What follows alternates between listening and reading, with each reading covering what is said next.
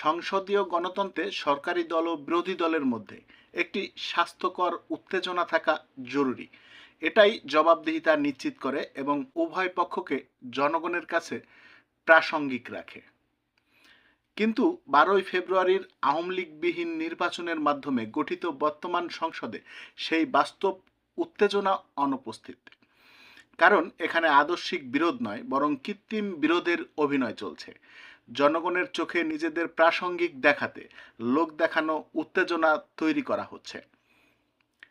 অন্যদিকে তেল, গ্যাস, বিদ্যুৎ সংকটসহ নানা বাস্তব সমস্যার সরকারের ব্যর্থতা আড়াল করতে ইচ্ছাকৃতভাবে এই নাটকীয় সংঘাত তৈরি করা হচ্ছে, যাতে জনদৃষ্টি মূল সংকট থেকে সরে যায়। এমনকি গুরুত্বপূর্ণ ইস্যু উপেক্ষা করে হঠাৎ উত্তেজনা তৈরি, সংঘর্ষে জড়ানো, বোয়িং বিমান কেনার মতো বিতর্কিত বিষয় ধামাচাপা দেওয়ার কৌশল কিনা সেটিও খতিয়ে দেখা প্রয়োজন। দিন শেষে আদর্শিক দিক থেকে জামাত, বিএনপি, এনসিপির মধ্যে মৌলিক কোনো পার্থক্য নেই। তাই তাদের এই কৃত্রিম সংঘাতে বিভ্রান্ত না হয়ে নিজেদের কাজ ও অবস্থানে অটল থাকাই বুদ্ধিমানের। জয় বাংলা, জয় বঙ্গবন্ধু।